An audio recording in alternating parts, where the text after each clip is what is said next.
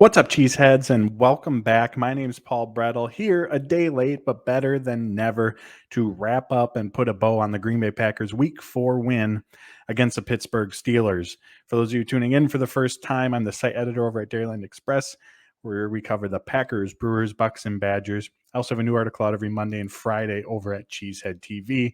And if you're watching on YouTube, as it says at the bottom of the screen, you can find me on Twitter at Paul_Brettel. So the Green Bay Packers came away with their third win in a row in a convincing win. It's probably too strong of a word, but they were absolutely in control for basically the entirety of the game. Outside of the Pittsburgh Steelers taking that quick 7-0 lead, the Green Bay Packers were in control and honestly should have won by more points if we're going to nitpick. But as always, I wanted to sit here and discuss my observations, takeaways every Monday over at Dairyland Express. I have my quick observations at Cheesehead TV. That same day, I have my behind the numbers where I focus on the numbers and stats that define the Green Bay Packers performance that week. So for today's video, it's going to be kind of a combination of those two as I pick and choose from each article some of the important topics, takeaways, observations from Green Bay's performance. So let's dive on in. I first wanted to start with the offensive side of the ball in that we really saw a much more equal distribution across the entire team. There were number of players who got more opportunities than what they had in previous weeks. If we look at the San Francisco game or just the season in general, this team in general, Davante Adams and Aaron Jones are always going to get their lion's share of the targets, as they absolutely should. They're the playmakers. Outside of Aaron Rodgers, they are the guys that make this thing go. And against San Francisco, that's basically what it was. Aaron Jones had 19 carries. A.J. Dillon had only 6. In fact, coming into the Pittsburgh game, A.J. Dillon only had 18 carries the entire season up to that point. As I just said, Jones had 19 against the Niners. Davante Adams in that game, he had 18 targets. Everyone else, including the running backs and tight ends, so not just the receivers, combined for 12.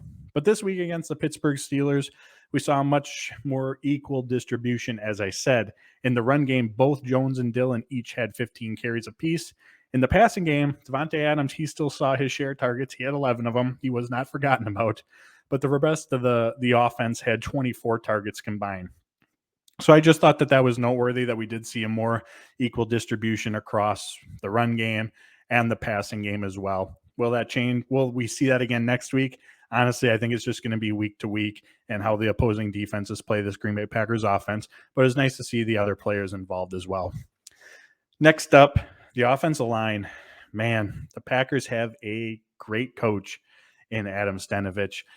We saw it last year. Didn't matter who was out there, where they were playing. This unit continued to play well through injuries last season. And while they're not at last season's level, considering that they have 4 guys who have all made their first NFL starts this season on the offensive line, everyone except Billy Turner, they once again held up very well. And against a good Pittsburgh pass rush, we know about TJ Watt, Alex Highsmith, Melvin Ingram, Cam Hayward, and also this is a Pittsburgh defense that allowed only 88 rushing yards per game before the Green Bay Packers. The run game, however, Jones and Dillon put up 129 yards on the ground at 4 yards per carry. Again, a respectable clip. And then the passing game, Rodgers was only pressured 10 times according to Pro Football Focus. And TJ Watt, we didn't hear much about him other than the tripping play on Aaron Rodgers, and then he was the benefactor of being in the right place at the right time with a fumble recovery. But credit to this offensive line, credit to Adam Stenavich as well for getting these guys ready to play in these big games, have these big moments, and be prepared to play multiple positions if needed. Next up, let's stick with the run game. I feel like this one is on the rundown every week, but it's just so important. I have to bring it up. This offense, yes, there's Aaron Rodgers. Yes, there's Davante Adams. But sticking to the run game, running the ball, is what makes this offense go. We saw week 1 against the Saints, and I know everything went wrong that game. But if we look at the other losses, and there haven't been a lot of them, fortunately, but if we look at the other losses during Matt LaFleur's tenure here as head coach, when the Green Bay Packers get one-dimensional, that's when the troubles start to arise, even with Aaron Rodgers, even with Davante Adams. This offense was meant to be the run game was meant to make this offense go. And again, they did that against the Pittsburgh Steelers. As I already mentioned, Jones and Dillon had 15 carries apiece, totaling for 30 and while 4 yards per carry. isn't a gaudy number, a huge number, as I seem to mention every week. What's important is that they stick to the run game and that the defense respects it. Because when the defense respects it, even though you're maybe not ripping off, 10, 12, 15-yard carries, if they're expecting it, if they're ready for it, that's going to help open up the passing game. And we saw that as well. So there were a few times, again, and I think it's a combination of Aaron Rodgers and Matt LaFleur not being able to help themselves at times, really wanting to throw that dagger, put the game out of reach, that they want that home run, they want that big play. So there was, again, a couple instances where Green Bay got away from the run game, and I imagine you were like me, sitting there scratching your head going, why did we stop running the ball? But for the most part, they again did an excellent job of establishing it and sticking with it. Now let's flip to the defensive side of the ball here for a second. Sticking with the trenches, from a pressure standpoint, a sack standpoint, just overall stats, the Green Bay Packers didn't put up impressive pressure numbers on Ben Roethlisberger. Certainly not the way that they did against San Francisco 49ers. I believe they had 22 pressures that game, according to Pro Football Focus.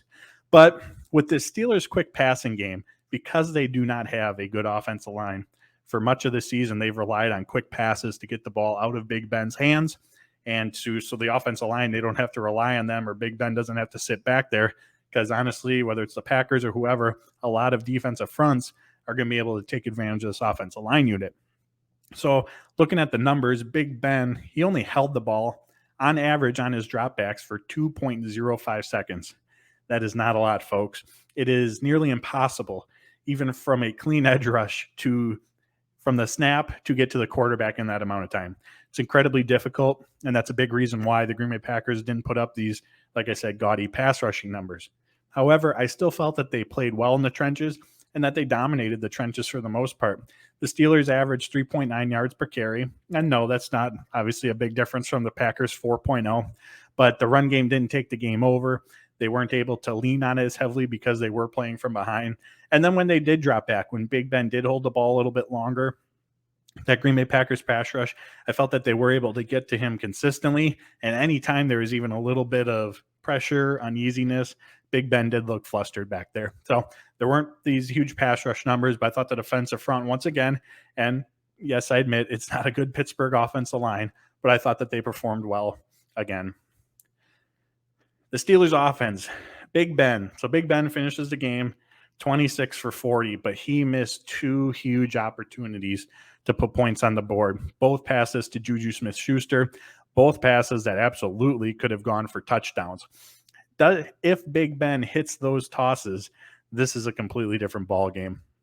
I'm not saying that the Packers would have lost, but it definitely would have been much closer, and it would have gone more towards the ending than what it did. And as I mentioned in the beginning, the Packers were in control for the most part.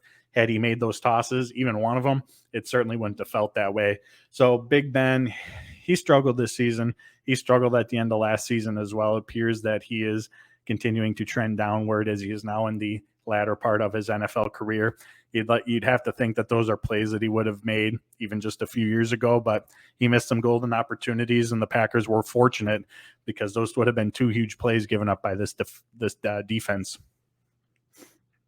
Next up, cornerback. Unfortunately, as we all know, Jair Alexander left the game with a shoulder injury. At this time, we do not know what the severity of that is. On Wednesday, actually, when this is being released, we're going to learn from Matt LaFleur, maybe not what the long-term outlook is, but I think we'll have a better idea of where he's going to be for Sunday or in the coming week or two. So in his place, we saw Isaac Yiadom being utilized, even Shamar John Charles, who primarily played boundary at Appalachian State, is expected to be a slot corner here for the Green Bay Packers. He got 5 snaps on the boundary. So something to keep our eyes on if Jair does miss time. Is that an option that they're going to look to explore? But what I really wanted to discuss was how this Alexander injury really shed light on the lack of depth at the cornerback position. I can't remember which article it was in, but before the season started, I listed that cornerback position as being one of my biggest concerns, the depth overall. Because, I mean, we've seen Kevin King take his lumps. Fortunately, it looks like they do have their CB2 of the future in Eric Stokes. But Kevin King, if called upon to play a significant amount of snaps, he's shown that he can be picked on. He's shown that he can be a liability there. Isaac Yiadom, who they got in the trade for Josh Jackson, this is his third team in 4 seasons. He struggled in coverage. He's been a good addition to special teams, but having to rely on him for 60, 70 snaps in coverage, again, that's problematic. Shamar John Charles, he really took his lumps in the preseason. I feel like it flew under the radar a little bit, but he had his struggles playing in the slot. And again, he's a 5th-round rookie. Is that someone you want to rely on heavily? KB Nento on the practice squad. Camp darling, to say the least, and I'm guilty of it as well. Huge fan of what we saw from him, but no NFL experience. Again, having to rely on someone with no NFL experience at this point on a team that's looking to be a Super Bowl contender, hopefully get that 1 seed. That's asking a lot. And then Shannon Sullivan, he's had a rough start to the season, but he's primarily, as we've seen, a slot corner, not going to provide much help on the boundary. So the Green Bay Packers are certainly going to be in a bind. There's the obvious. We know what Jaire Alexander brings to this defense, but who they're going to rely on in his absence, my guess is that if Kevin King is healthy, and that's the hope. I know I wrote about it, how we all wanted to see less of Kevin King, more of Eric Stokes, but if Jaire Alexander can't go, absolutely want Kevin King to be healthy. I know he's taking his lumps, but there's something to be said for his experience. The number of snaps that he has over his career, I believe it's around 2,500. He's made interceptions. He's made big plays. That's more than what the other guys on the roster behind him can say. So I absolutely hope that Kevin King is available this week, regardless of whether Jaire Alexander can go or not, because he does provide extra depth. And one other part of this I wanted to address, in terms of making an addition, whether it's picking someone off the practice squad, free agent who's still out there, making a trade, never going to rule it out. As Brian Gutekunst says, roster building's a 365-day-a-year thing. The Green Bay Packers want to be in on every conversation. You know the drill. But the Packer way is to rely on the guys that you have in-house. So that is the path that I expect them to take with Jaire Alexander as well. Hopefully, we hear nothing but good news, but obviously there's a possibility that he could miss some time. Next up, field goal issues. So the Green Bay Packers game winner against the San Francisco 49ers, Mason Crosby's game winner. I'm sure the next day or even in the moment you saw the video clip or the replay of it and really how close that Niners defender was to coming to blocking it. In fact, there was a still shot where the ball was literally just past his hand, and that game ends up in a loss if it's a fraction of a second later or an inch or two behind, what have you. And the way that the Niners were able to do that is that they loaded up the right side from the Green Bay Packers perspective, the right side, and that left Robert Tonyan with 2 guys that he had to block. He basically had to chip one and then take the other. And the San Francisco 49ers almost came away with the block. Against the Pittsburgh Steelers on the block that was called back to because of offsides, which was very close, they used the same tactic. They had 2 guys lined up on the right side, and Tonyan, they both got an excellent jump, but Tonyan wasn't able to handle both of them, and they ran through free to Mason Crosby. Fortunately, he was called back, but later in the game, they used the same tactic, and while it wasn't offsides, it wasn't blocked, they again got a little too close for comfort on that. So this is something that Maurice Drayton and the special team staff is absolutely going to have to fix. How they go about that, we'll have to see, but they can't have this happening, and now it's becoming a pattern, which is scary. That's not the good part. So something to keep your eyes on these field goal attempts moving forward. Couple more, the coin toss. I know everybody probably thought we were going to talk about the coin toss today, but I understand the mindset of if you win, defer, have the chance to double dip. But with this Green Bay Packers team, I really think that they need to play to their strength. What's the strength of this team? We all know what the strength of this team is. The offense. It's easy to say that they play better when they're ahead. I'm sure most teams do, but the Green Bay Packers really do. Not only the offense, obviously, but the defensive side of the ball as well. Makes the opposing offense more predictable, as allows this defense, because they do have playmakers, to be aggressive, and that's where they thrive. I think that the Green Bay Packers would benefit more from it when they win the toss to take the ball and going and trying to score rather than fingers crossed, hoping that they can get a double dip or playing behind. If they are playing behind or giving up a score as easily as they did to the Steelers against a better team, that could be a recipe for disaster. We see how quickly this team panics, how quickly they lose their mojo, what they do so well, when they fall behind. So take that element out of the equation, play to your strength, and go down, score, and take the lead. Now, I posted this on Twitter, and I'm sure that what I'm saying right now is probably not the popular opinion, because the opportunity to double dip is very tantalizing, we'll say, for lack of a better word. But my rebuttal to that is, because I was asked, what if the Green Bay Packers don't score? I don't know. Oh well. What if they don't double dip? What if what if the opposing team runs down the clock first and then you only get one possession? My point is, we can sit here and play the hypothetical, the what ifs all day long. My point with this is, play to your strength, and their strength is their offense. Go take the lead, play with the lead, put your defense in position to succeed. That's what I want to see. Will we see that? I'm not so sure. The only reason that they received first against the 49ers was because the 49ers won the toss. I know Rodgers was asked about this a couple weeks ago, and he seemed open to it, but really seems like Matt LaFleur likes the opportunity to double dip, and I get it. But as I said, play to your strengths. Two more. Kingsley Keke. So it's been a very rough start to the season for one Kingsley Keke. By Pro Football Focus numbers, he's the worst graded defender on this team coming into the Pittsburgh game. I'm sure you all see it just like I do with my own eyes. His play on the field, getting washed, getting bullied down there in the trenches. But he came up with a really nice pass rush rep against this Pittsburgh Steelers. Bullied the right guard, pushed his way through on a bull rush, and strip sacked Ben Roethlisberger. Kenny Clark would end up recovering. He had a couple other nice pass rush reps as well, but he's someone that we really need to see get going. Hopefully that play, hopefully this performance, and he wasn't, dominant throughout the whole game by any means, but hopefully this performance is something that can propel him, because as we all know, Kenny Clark needs consistent help. We've seen against the 49ers, Dean Lowry and Tyler Lancaster provide that. This week is more Kingsley Keke, but Keke is the guy who's going to provide the biggest boost or potential upside help for Kenny Clark. So we need to see that consistently from him. And if not Kingsley Keke, from someone, because it's been really hit and miss at this point. But if they could get a consistent help in there, it allows Kenny Clark to be freed up to move around more one-on-one opportunities.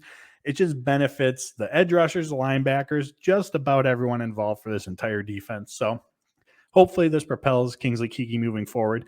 I'll also add, I was surprised that we did not see more of TJ Slayton. I thought with Tyler Lancaster on the COVID reserve list that he would get more opportunities. However, he still only saw 9 snaps. Lastly, I just want to run through some of my standout performers real quick. Corey Bojorquez, again, someone that I mention weekly. The Green Bay Packers have a punter, folks, and it is glorious. That 57-yard punt to flip the field from the Packers end zone, pinning the Pittsburgh Steelers inside their own 5-yard line. Beautiful. Eric Stokes, his stat line, gave up 10 receptions on 15 targets for 82 yards. Not eye-popping by any means, but he only gave up a little over 8 yards per target. He was keeping everything in front of him, and that high reception total, again, goes to that quick passing game. They were quick passes, but for the most part, he was able to keep everything in front of him. He had his first interception. If I'm going to nitpick, he needs to be bone up on his tackling. Had some missed tackles in that game that led to some yards after the catch, but overall, I thought that he played well considering the number of targets that he saw. Billy Turner, forgotten about man on this offense and this offensive line. He's been excellent. Rashawn Gary, a good performance from him. Al Nazard, his blocking ability, doesn't fill his stat sheet, easily goes unnoticed, but plays such an important role in this offense. And then Devondre Campbell gives the Green Bay Packers a real upgrade at the linebacker position. And lastly, one Randall Cobb. Somebody needs to step up in the absence of Marquez Valdez-Scantling, and that led to more opportunities for Randall Cobb. He was a super reliable target on third downs, catching 4 of his 4 passes. 68 of his 69 yards came on third downs. He finished overall with 2 touchdowns. He was a safety blanket for Aaron Rodgers, and someone that he's going to need to rely on in the coming weeks until MVS returns, and I expect him to still be a reliable or relied on heavily in those third down situations.